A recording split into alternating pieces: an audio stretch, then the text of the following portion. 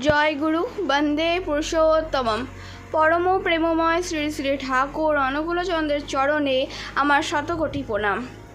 আজকে এই ভিডিওর মূল উদ্দেশ্য হলো আমাদের বোঝানো যে ঠাকুরের সাথে আমাদের সম্পর্কটা ঠিক কিসের।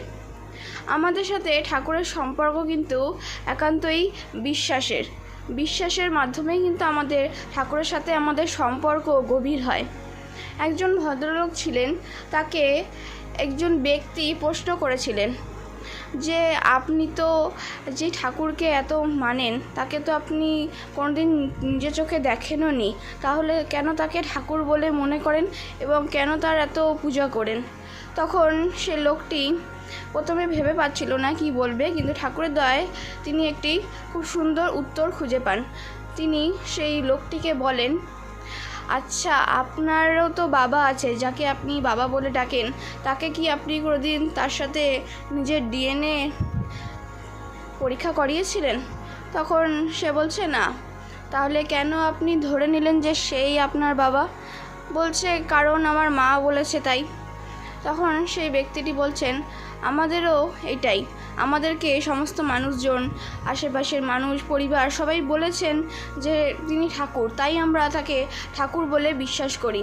আর যখন আমরা তার সঙ্গে যুক্ত হই, তার কাজ করি, নাম ধ্যান করি, তখন আমাদের মধ্যে বিভিন্ন অনুভূতির সৃষ্টি হয়। এই অনুভূতিগুলোই কিন্তু বোঝায় যে ঠাকুরের সাথে আমাদের সম্পর্কটা ঠিক কতটা গভীর।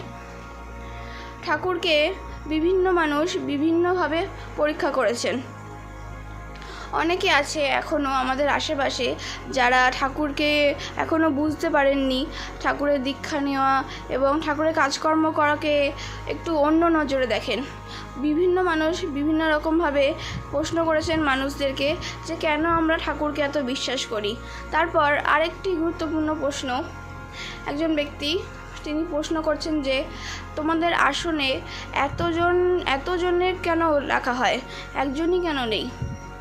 তোমাদের ঠাকুরের ছেলে, তার নাতি সবাই ঠাকুর, কেন এরকম কেন? তাহলে দেখা যায় যে গুরুর সাথে শিষ্যও কিন্তু পূজিত হন। শ্রী শ্রী রামকৃষ্ণ দেবের সঙ্গে সারদা মায়ের ছবি থাকে, তার সঙ্গে নিচে থাকে স্বামী বিবেকানন্দের ছবি। তখন কিন্তু আমরা কোনো প্রশ্ন করি না। কৃষ্ণের সাথে বিভিন্ন আশেপাশে তার সখীরা থাকেন, গৌর নিতাই থাকেন, তখন কিন্তু মানুষ প্রশ্ন করে না যে তাদেরকে কেন পুজো করা হয়। কিন্তু ঠাকুরকে পুজো করার সময় বিভিন্ন মানুষের বিভিন্ন রকম প্রশ্নের সম্মুখীন কিন্তু আমাদের হতে হয়। এভাবে কিন্তু ঠাকুর আমাদেরকে সবসময় বলছেন যে ঠাকুরের কাজ করতে করতে এবং ঠাকুরকে নিয়ে চলতে চলতে আমরা কিন্তু আমাদের ভেতরে নানা রকম অনুভূতি সৃষ্টি হবে। আর আমাদের মধ্যে এই অনুভূতিগুলো কিন্তু আমাদের এই প্রতিকূল প্রশ্নর জবাব দিতে পারবে। বিভিন্ন মানুষ হয়তো বিভিন্ন রকম প্রশ্ন করবেনই, কিন্তু তার উত্তর যেন আমরা সঠিকভাবে দিতে পারি।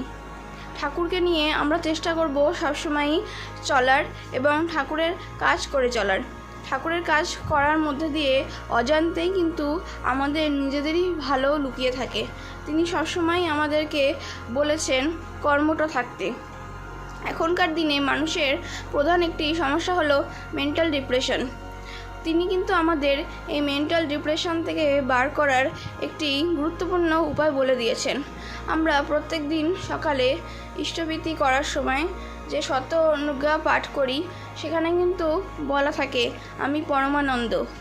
এরকমভাবেই আমরা যখন রোজ এই পরমানন্দ কথাটি বলতে থাকি, তখন অজান্তেই কিন্তু আমাদের সমস্ত ডিপ্রেশন, সমস্ত মানসিক চাপ কিন্তু আমাদের সরে যায় এবং আমরা আনন্দে থাকি।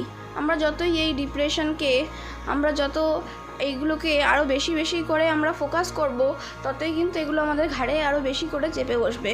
তাই এই সমস্ত কিছু থেকে বের হওয়ার উপায় হলো ঠাকুরের নাম ধ্যান করা। ঠাকুরের নাম ধ্যান করলে কিন্তু এই সমস্ত উল্টোপাল্টা খেয়াল আমাদের মাথার মধ্যে আসতে পারে না। আর দেখা যাবে এই ঠাকুরের নাম ধ্যানের মাধ্যমে আমরা অনেক সময় অনেক গুরুত্বপূর্ণ কাজের বা কোনো বিষয়ের সন্ধান কিন্তু পেয়ে যাই। তিনি ধ্যানের মাধ্যমে আমাদেরকে বিভিন্ন প্রশ্নের উত্তর কিন্তু জানিয়ে দেন। তাই আমরা সবসময় ঠাকুরের নাম করব, আপনারা এভাবেই সবসময় ঠাকুরের নাম করতে থাকুন এবং ঠাকুরের কাজের সঙ্গে যুক্ত থাকুন। আশা করি আপনাদের সবার জীবনই আস্তে আস্তে সমস্ত প্রতিকূলতাকে পার করে সেটি যেন ভালোর দিকে এগিয়ে চলে। এই বলেই আমি আমার এই ক্ষুদ্র বক্তব্যটি শেষ করছি। জয় গুরু।